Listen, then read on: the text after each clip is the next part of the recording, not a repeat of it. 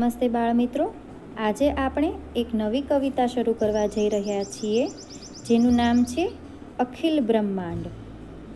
આ કવિતા નરસિંહ મહેતા દ્વારા રચિત છે અને નરસિંહ મહેતાના કાવ્યો મોટાભાગે પ્રભાતિયા તરીકે ઓળખાય છે.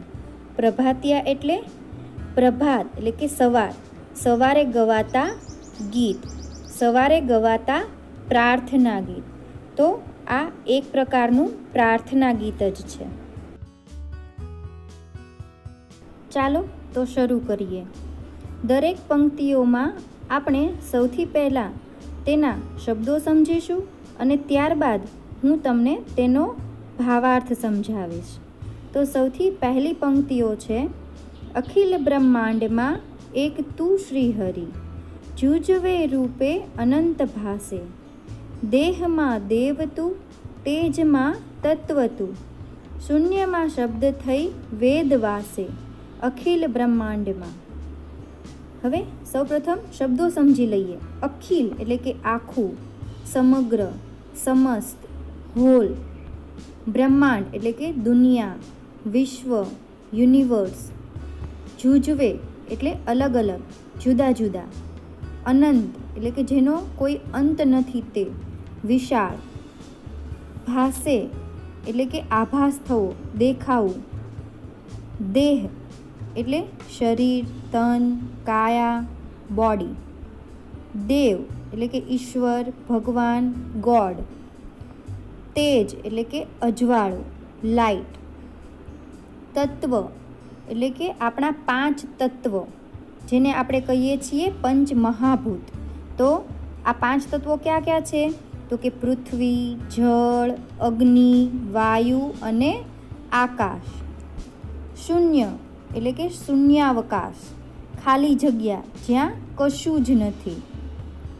વેદ એટલે કે આપણા 4 વેદો: યજુર્વેદ, સામવેદ, અથર્વવેદ અને ઋગ્વેદ.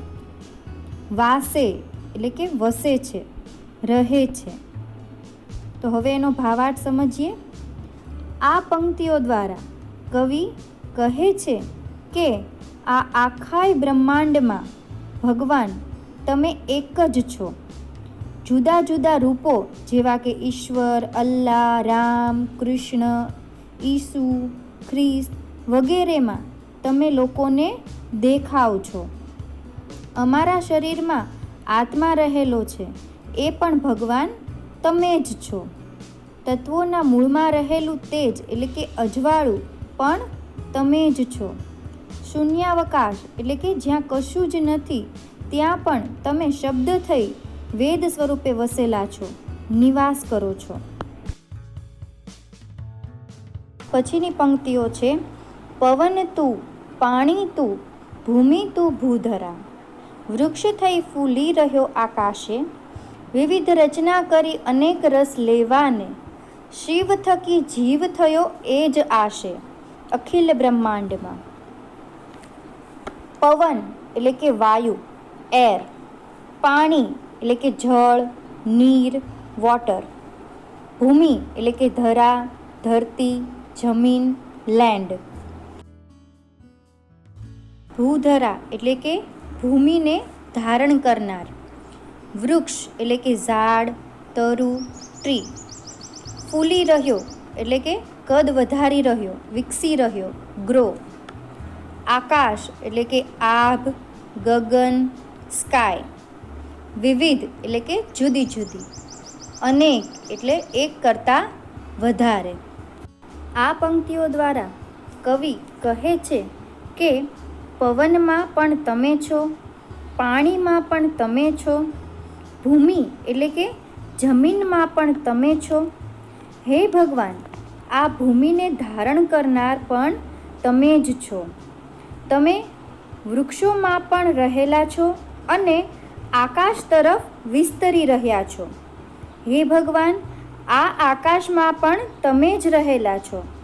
તમે જ આ અલગ અલગ વસ્તુઓ જુદા જુદા રસ લેવા એટલે કે જુદા જુદા પ્રકારના આનંદ લેવા માટે બનાવી છે.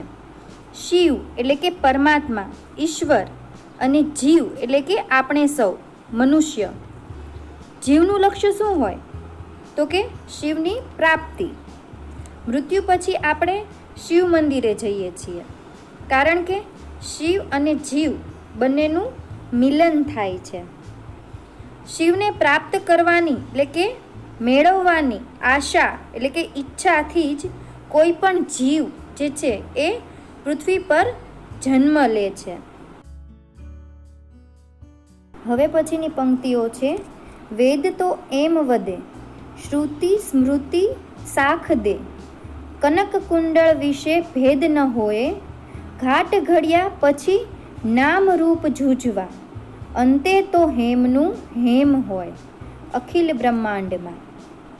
વદે એટલે કે કહે, શ્રુતિ એટલે કે શ્રવણ દ્વારા એટલે કે બોલીને પ્રાપ્ત થયેલું, બોલીને યાદ રાખવામાં આવે તે.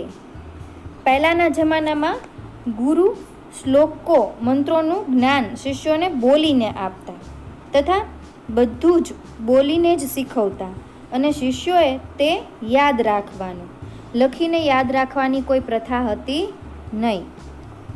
સ્મૃતિ એટલે કે વેદો પુરાણો, સાખ એટલે કે સાક્ષી સાથ, કનક એટલે કે સોનું સુવર્ણ ગોલ્ડ, કુંડળ એટલે કે કાનમાં પહેરવાનું ઘરેણું ઇયરિંગ્સ, ભેદ એટલે કે જુદાપણું ડિફરન્સ, ઘાટ એટલે કે આકાર, ઘડિયા એટલે કે બનાવ્યા ટુ મેક, જૂજવા એટલે કે જુદા જુદા અલગ અલગ, અંતે એટલે કે છેલ્લે એટ લાસ્ટ, હેમનું હેમ એટલે કે હતું તેનું તેજ મૂળ તત્વ. હવે આ પંક્તિઓ દ્વારા કવિ કહે છે કે આપણા વેદો પુરાણો પણ એ જ કહે છે અને શ્રુતિ સ્મૃતિ પણ તેની સાક્ષી પૂરે છે કે સોનું અને તેમાંથી બનાવેલ કાનમાં પહેરવાનું ઘરેણું એ બંને વચ્ચે કોઈ જ તફાવત નથી. બંનેનું મૂળ તો સોનું જ છે. સોનામાંથી કોઈ પણ આકારના આભૂષણો એટલે કે દાગીના બનાવો, જેમ કે વીંટી હાર બંગડી વગેરે, તેમાં તેના નામ જ જુદા જુદા બદલાય છે, પરંતુ અંતમાં તો તે સોનું જ છે. ઈશ્વરના પણ નામ અલગ અલગ છે, રામ કૃષ્ણ અલ્લાહ વગેરે. જે લોકો જેને માને છે તે નામ તેના ભગવાનને આપે છે, પરંતુ અંતે તો ઈશ્વર બધા એક જ છે. આગળ જોઈએ. વૃક્ષમાં બીજ તું, બીજમાં વૃક્ષ તું, જોઉં પટંતરો એ જ પાસે, ભણે નરસૈયો એ મન તણી શોધના, પ્રીત કરું પ્રેમથી પ્રગટ થાશે અખિલ બ્રહ્માંડમાં.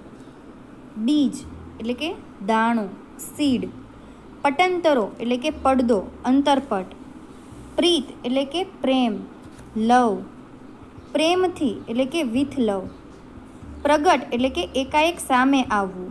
હવે અહીં પહેલી પંક્તિ દ્વારા કવિએ વૃક્ષ અને બીજ વચ્ચેનો સંબંધ સમજાવ્યો છે કે બીજમાં આખું વૃક્ષ સમાયેલું છે, કેમ કે તે એક જ બીજમાંથી એક મોટું વૃક્ષ થશે, તેને ડાળીઓ પાંદડા અને અસંખ્ય બીજ આવશે અને ફરી આ બીજોમાંથી વૃક્ષો થશે.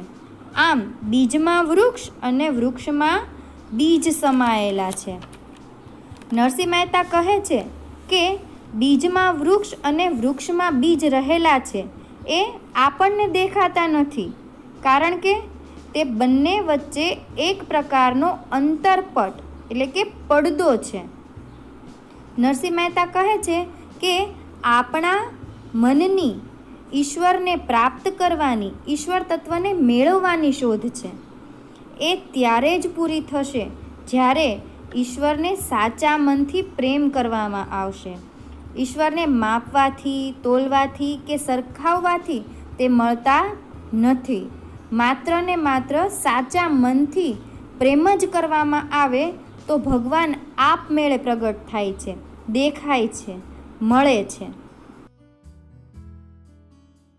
ટૂંકમાં કહીએ તો આ કાવ્ય દ્વારા નરસિંહ મહેતા કહે છે કે આખા જગતમાં ભગવાન તમે એક જ છો અને તમે બધી જ જગ્યાએ રહેલા છો. નાનામાં નાની વસ્તુથી લઈને આકાશ સુધીના તમામ તત્વોમાં તમે જ છો. વસ્તુઓના આકાર પ્રમાણે નામ અલગ અલગ હોય છે, પરંતુ તેમાં રહેલ તત્વ તો એક જ છે. અને આ વાતની સાક્ષી તો વેદો, પુરાણો, ઉપનિષદો વગેરે પણ પૂરે છે.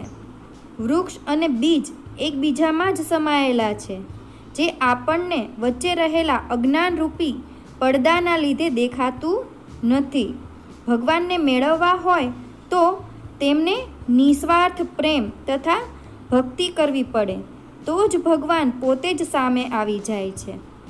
બાળમિત્રો, આશા રાખું છું કે આ કવિતા તમને સરસ રીતે સમજાઈ ગઈ હશે.